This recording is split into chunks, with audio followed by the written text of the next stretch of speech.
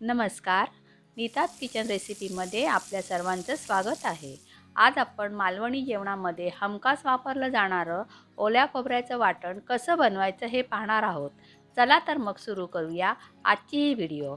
ओल्या खोबऱ्याचं वाटण बनवण्यासाठी आपल्याला लागणार आहे एक किसलेला नारळ, 4 मध्यम आकाराचे उभे किंवा बारीक चिरलेले कांदे, 2 मध्यम आकाराचे उभे किंवा बारीक चिरलेले टोमॅटो, 1 मोठा चमचा धणे, 1 इंच आले, 15 ते 20 लसूण पाकळ्या, 1 मोठा चमचा तेल, चवीनुसार मीठ आणि कोथिंबीर। याशिवाय आपल्याला लागणार आहे 1 चमचा जिरे, 1 मोठी वेलची, 1 चक्री फूल, 2 जावित्री, 2 इंच दालचिनी, 7 ते 8 लवंगा, तमालपत्र, खसखस, काळी मिरी आणि कढीपत्ता। सर्वात आधी आपण कढई गरम करून त्यात धणे व इतर गरम मसाल्याचं सामान भाजून घेणार आहोत।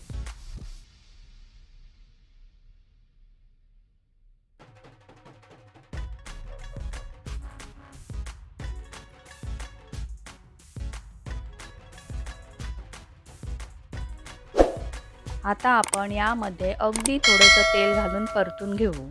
तेल घातल्याने मसाल्याच्या पदार्थामधले फ्लेवर्स बाहेर येण्यास मदत मिळते।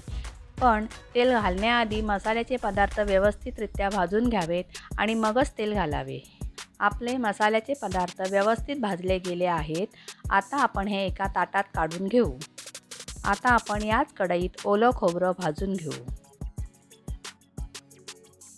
खोबरं अगदी सहजपणे कढईला न चिकटता परतू लागलं की समजायचं खोबरं व्यवस्थित भाजलं गेलं आहे। आपण पाहू शकतो खोबरं व्यवस्थितरित्या भाजलं गेलं आहे।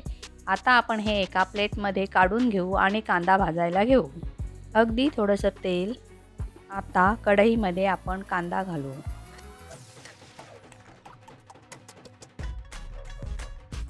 कांदा हवं तर तुम्ही उभाही चिरू शकता, पण बारीक चिरलेला कांदा थोडा लवकर भाजला जातो, म्हणून मी बारीक चिरलेलाच कांदा वापरला आहे।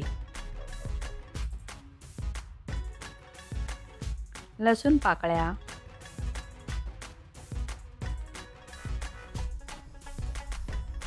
बारीक चिरलेला टोमॅटो, आल्याचे तुकडे, तुम्ही आलं ठेचूनही घालू शकता,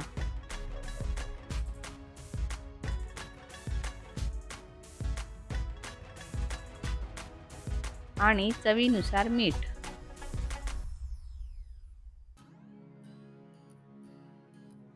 मिठाने कांदा आणि टोमॅटोला पाणी सुटतं आणि ते व्यवस्थितरित्या भाजलं जातं।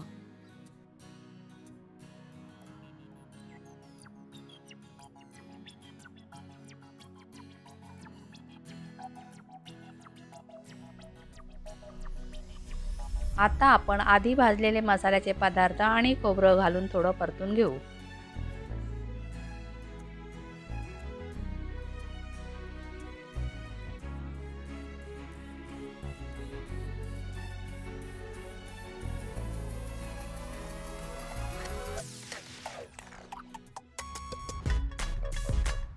आता आपण गॅस बंद करून हे वाटण थोडं थंड होऊन देऊ।